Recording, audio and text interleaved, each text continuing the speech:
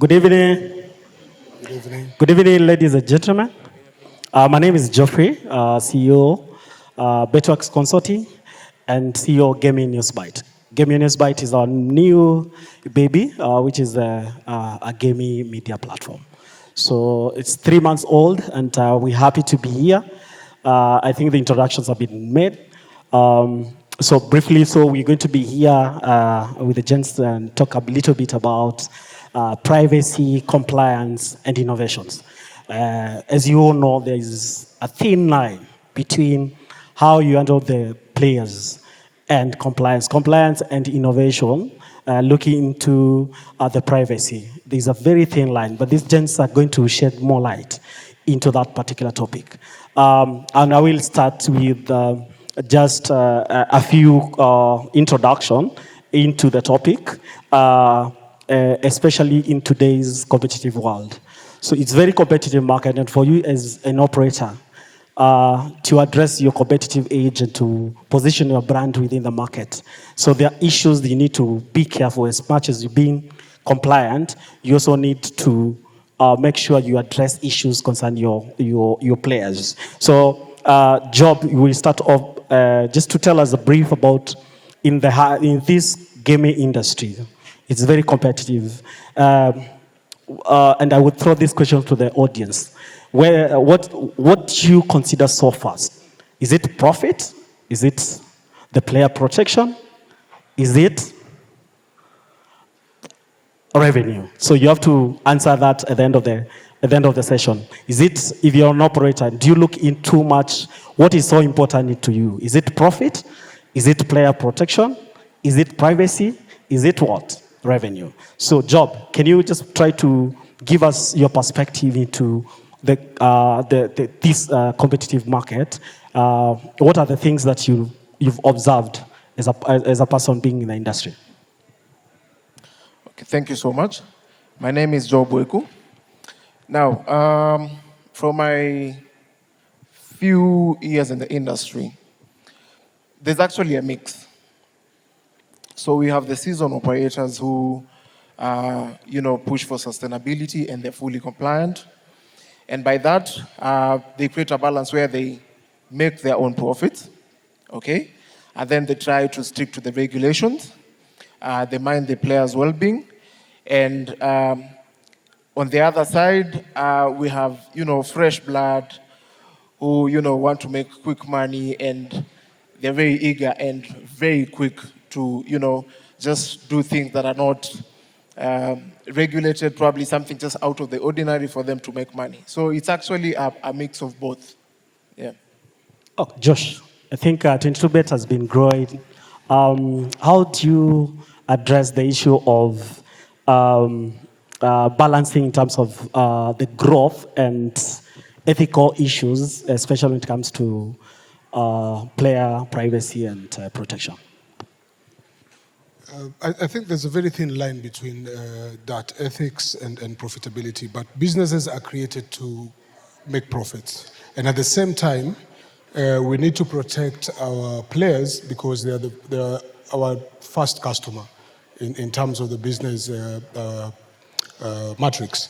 Now, when we come to profitability, it is important, yes, to have profit as a business, but also more important is it to have more sustainable ways to ensure that you make profits and you also protect your players. So it's a question of ethics, and it starts all the way from top management. All our interactions or all our moves or all our practices have to be ethical, number one. We have to start from that point. Number two, we have to look at how we invest in the different interactions we have with our players. Now, as Job says, there are guys who come into the industry and they're quick to make a quick buck and run away, and there are guys who want to sit there for a long time and create impact and change in society. Now, we have to carefully understand that as an industry, number one, we are viewed as guys who come out to the market, flood the market, make money and run away. But 10 years later, we're here. We have not changed, we have not left, and we are trying to integrate ourselves as much as possible with society. Of course, there are challenges here and there. Of course, we require our regulators to also be on point, and we also need to self-check. We have systems that we can do self-audit, and again, with the power of an association, we are able to self-regulate with an association as we move forward to ensure that we duly protect and we do as we say. Oh, nice. Innovation is the tool, of course, is the engine of progress. So what do you think, what is your take, sir?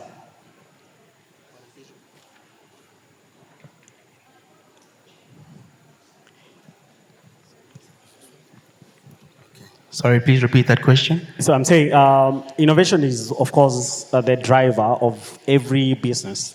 And in this competitive world, what do you think of the line between competition, addressing your competition, player protection in regards to, as much as you're trying to look into your profits as an operator?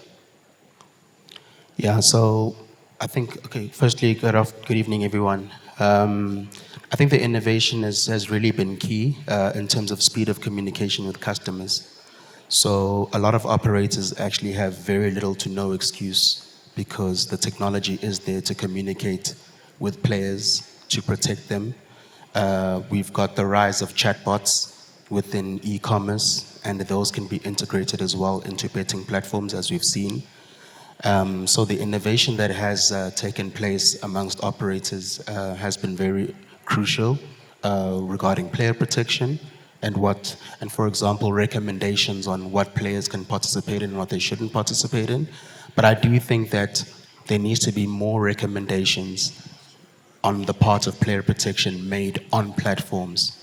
So for example, you'll find yourself in a situation where you've seen a player, you've got all the players' data, and you kind of have a sense of their habits. And if you can see that they're now depositing and wagering excessively based on the data that you've collected using the tech on the back end, you should be able as an operator to make positive player protection recommendations in-app that say to players, maybe this week or maybe today, you've been a bit excessive, you usually spend X amount, but now you've done this, is anything okay, is everything okay?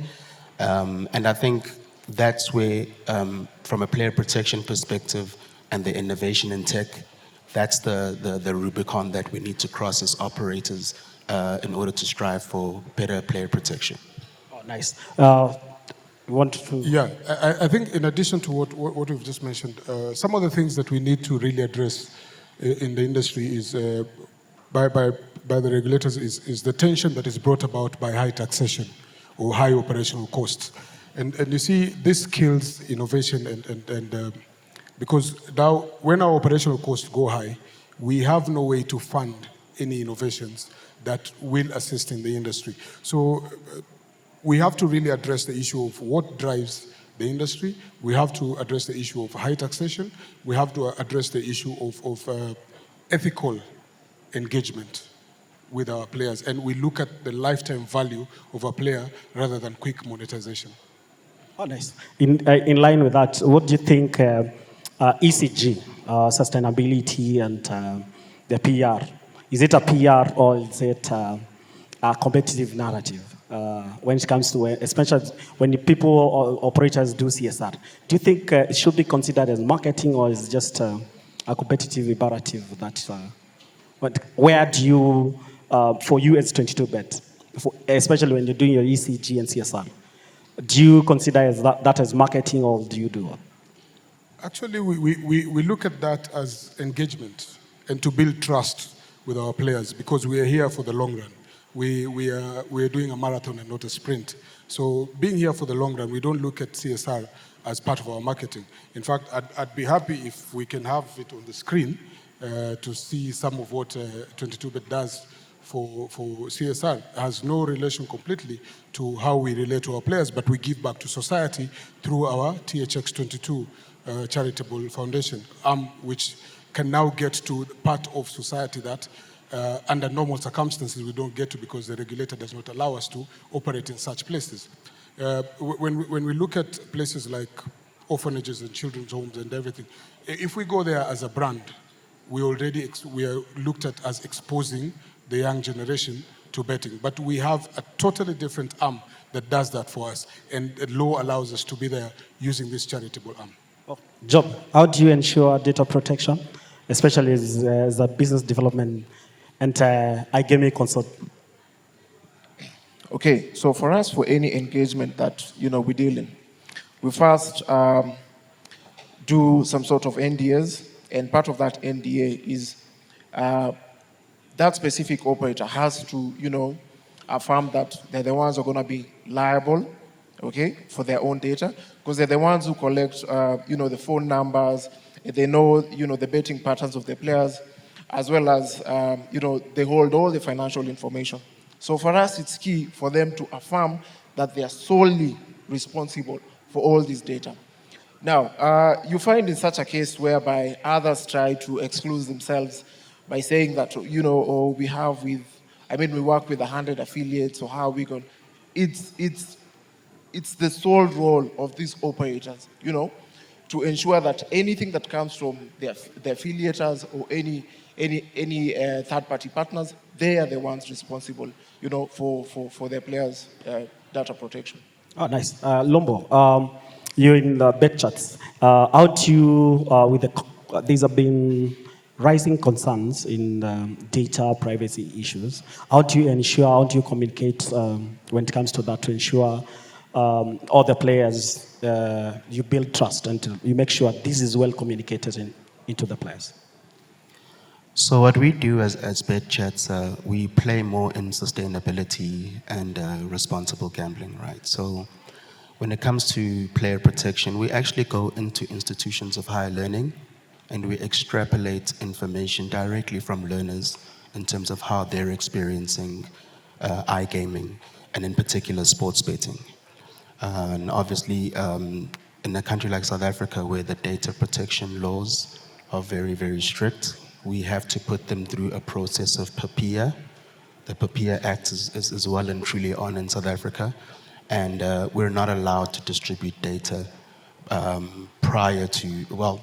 we're not allowed to distribute data if they have not accepted that we can use that type of data.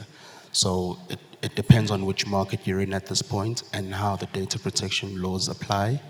But insofar as BetChat is concerned and the message that we drive and the work that we do, we definitely put PAPIA as an act before anything that we do when it comes to customer engagement. So in that line, do you consider privacy frameworks to be just a cost, or it's a competitive edge for any operator in the market, especially South Africa? Yeah, look, player privacy is, firstly, you always need permission from a participant if you can use their information in any kind of way, especially if it means you stand to profit as the end user of that information. You have to definitely get permission. And I think insofar as betting platforms, there also has to, within the registration and the KYC, there has to be some sort of agreement between operator and punter that information can be used to further your interests as an operator. So I definitely think player privacy and player protection, it's very synonymous, but it's very important to put that messaging across before anything takes place between you and a player. Oh, nice. Let's shift the discussion into about more engaging into compliance and innovation, because you can see innovation drives competition and addresses issue with competition. You position yourself in the market differently.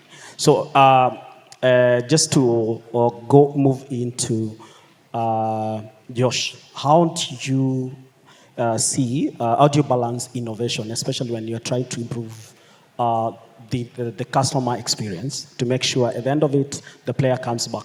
How do you balance innovation and compliance to make sure you stay compliant, but at the same time, you are trying to be innovative as much as, because if you stop innovating, of course, you ship out. Excuse me. I think effective compliance is about collaboration. And we have to collaborate as an industry with other stakeholders to ensure that we uphold the standards that are acceptable in the market. Now, when we say this, we look at the different policies that we can put in place. to be able to self-check, self-regulate, and also systems audits that happen now and again. Now, when it comes to innovation and compliance, most of the time our biggest cry is that our regulator should also be up to speed with the changes that we have in the market. Looking at about 2 to 3 weeks back, or maybe a month or two, there has been a lot of changes in AI.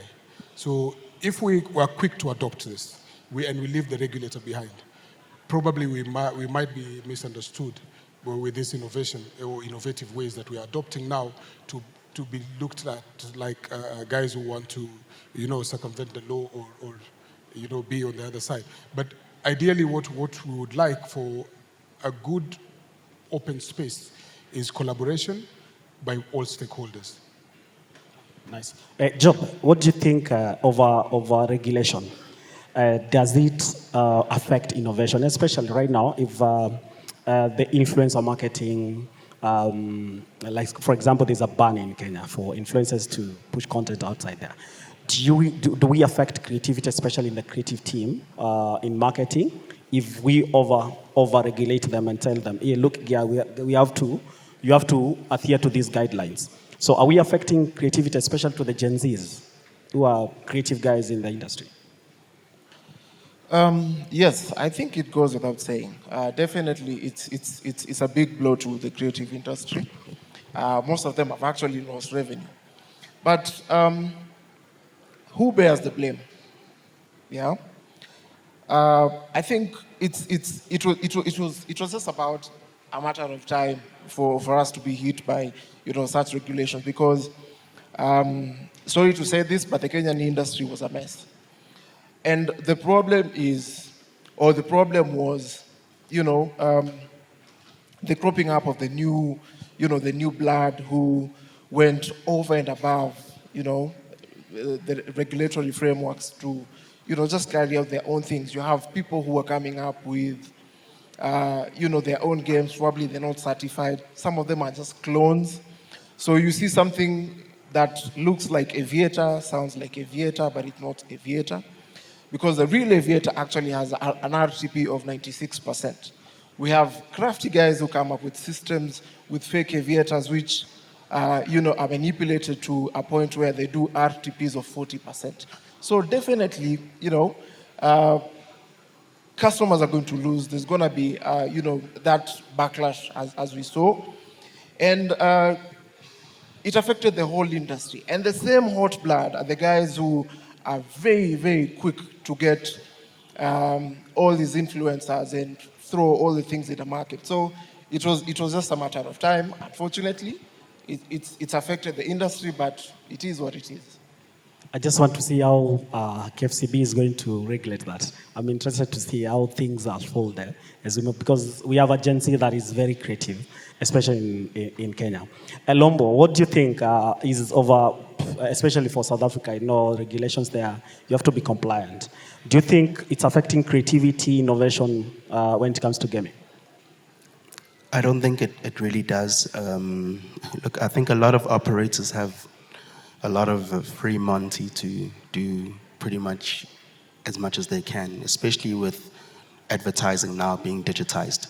You can access a customer pretty much anywhere. So I don't think the regulation is holding back any form of creativity in the South African context. I do think that there perhaps needs to be just a tad bit more regulation when it comes to advertising in some markets, because our recent findings at BitChat, speaking to youth between the ages of 18 to 24, is that some of them from the more underprivileged backgrounds, and some of them that are actually on the National Student Financial Aid Scheme that provides a monthly grant to the learners, they're actually using some of those funds to purchase top-up vouchers, which are readily available in cafes and shops in and around institutions. And I think that regulation needs to step in that regard, because if you've got people accessing top-up vouchers in stores inside schools and institutions, you can't really say there's much regulation there, can you? So I do think that right now, I mean, operators are operating at their highest level in terms of advertising, but it's a matter of time before the regulation, especially just in terms of access. I mean, you can't have that sort of stuff available in those kinds of areas, you know? So there's definitely no drawback on creativity. If anything, there needs to be just a little bit more tightening in terms of how the access to this type of stuff, you know, tends to be. Oh, nice. When you were speaking, I was just thinking about expansion into the rural areas. And especially of 22bet, you want to reach out to the local player in the most remote place. And this person perhaps is using feature phones. And how do you ensure, and especially for you guys who are doing CSR and a lot of activations in the rural place, how do you make sure this player is well protected? And also, you're trying to manage your profits as well. So you're trying to do something on the ground, and as well, the balance. How do you balance that, especially for vulnerable communities in the rural setup?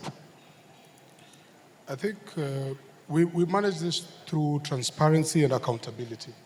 And of course, we engage a lot of tech into it, where we have given the power of controls, of consent and controls of everything to the user.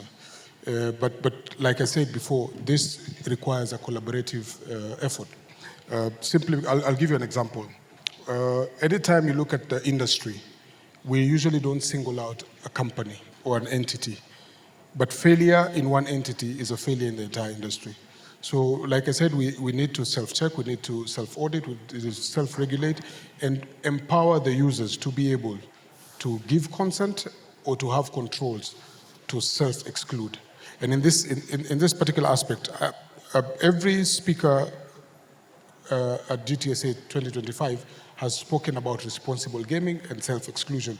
But what are we doing about it to ensure that it happens? My call would be to enable the association, the regulator, and the operators to come together in one collaborative effort to ensure that this happens.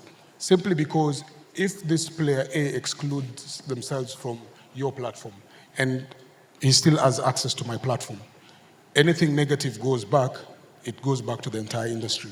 And we say that it's the betting industry as a whole.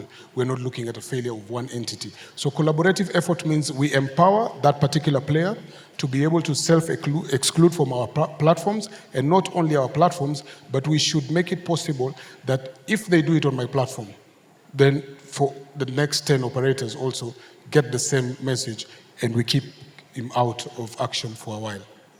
Sure, because that's considering profitability and purpose. You're trying to make sure the player doesn't go from 22bet to another player, another operator. Yeah. And of course, that player, I know like Kenya, the betting control sends that email that exclude this person from the system and so forth. So you're able to block that.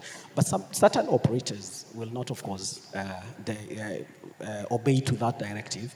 But the other thing, the question is, Job, do you think, what is your take when it comes to sustainability, especially CSR? Do you think most operators can afford it, or is it a matter of being enforced from a regulator perspective? From my take, it's a big industry. So I don't think anyone who ventures into this industry can say that they can't afford, CSR activities. Much has been said. It's an industry which is being perceived, as a vice. So we need to clean up our name as well. So it shouldn't be perceived that gaming is all about taking and taking and taking. We have to give back to the society. And by this, we actually feed into, such activities. Like if we are to, market soccer and probably, just run odds through soccer, we have to support, the sport itself. So look at what is happening, in the European leagues and any other big leagues, who are the major sponsors when it comes to, such teams? Betting companies, okay? Look at the local teams. Do you think the local teams would be, in survival mode without, small revenues from 22bet in terms of support and other the likes? No. So it doesn't, as an operator, you don't have to, go as big lengths of supporting, soccer teams. There are small things you can do. We have communities who need, water and sanitation, so that basically it's like a fraction of your budget, probably 1-2% for you to support. So I wouldn't take that notion that someone can say they can't support. I think I back regulators for it to be enforced, and it's actually working. Yeah. Sure, yeah, I agree with you. Profit is not, I think profit should not be the only metric that should be measured from an operator perspective, because an operator needs to have contributions into the society they live in. And I've seen a lot of activities from many players within the market, yeah, and even across the other markets that have been able to have clients. So, Lombo, your platform deals with social interactivities. And my question is, how do you monetize while preventing user behavior in terms of player misuse of them or other platforms? Yeah, so, what we get from the player and their transparency is ultimately what dictates how we sort of navigate getting that player to the right place. So we partner with various groups such as South African Responsible Gambling Foundation and all the regulators in all the various provinces that we cover. So in terms of misuse of platform, we really do our best to extract as much open and honest information from the player, and we actually have a self-test within our platform that allows the player to sort of anonymously select how far they are down the journey in gambling, and that then gives them a result as to whether they're still entry level, they're intermediate, or if they're approaching problem gambling, and if so, we then give recommendations on how they can be remedied. So that's what the platform does. And I think misuse of platforms, and we've seen cases of younger players taking loans to wager, and we've been fortunate enough to get that information firsthand from some of the players anonymously, of course. So those are one of the ways in which we try to manage that, or manage the scourge at least. But I do think that from a CSI perspective, just to add on what Job was mentioning earlier, I think most operators, it should appeal to them to contribute towards education in their CSI initiatives, specifically tech education. End of the day, this is all about technology, and they doing it from an entertainment perspective and how immersive it is. I think if there's a direct option that says, okay, your CSI budgets should be super focused on tech education, that would do a world of good for emerging markets in Africa. Oh, nice. As we wind up, Job, which comes first? Profit, compliance, player protection? In your own opinion? I think I'll go with compliance, because with compliance we're talking about sustainability. So this is something that we can't avoid. We have to be, there has to be checks and balances for you to, equally run your business, not affect the end user, not affect your providers, not affect your partners. So without compliance, there's no sustainability. Yeah. Now we all know much has been said about responsible gambling, which is fully part of regulation. We're talking about taxes here. So as much as you're making, you have to give back. So you have to grow in regulation. Yeah, it takes time. It takes time to make profit. Okay, it takes time to make profit, but at least it's sustainable if you are within the confines of the regulatory framework. If we are to talk about profit, I think that will be very, very misleading because, as I said, I can just get a license and a month or probably 6 months just come up with crafty ways of me to make my money, which, if I'm not regulated, I'll basically probably, run away with that money or close down because I've already achieved what I wanted, and it's not going to be, of any benefit to anybody. So I'll go with compliance, which, talks about sustainability. Lombo, what do you think? So I'm not really going to pick either one, right? Because I think they all sort of work hand in hand. I think player protection is in fact profitable because you build goodwill and a decent brand over a longer term. The more you protect a player and make him feel completely comfortable within using your platform and the practices thereof. And ultimately, being a profitable business is then, it's sustainable in itself, right? So protect the player. That way, you're a profitable entity that is then sustainable over the long term. So I think all sort of go hand in hand, but it has to start at player protection so that that player can be retained as your customer. Thank you. Let's hear from the operator. Profit, sir, all compliance? Or... No, I think for us, we usually start at player protection.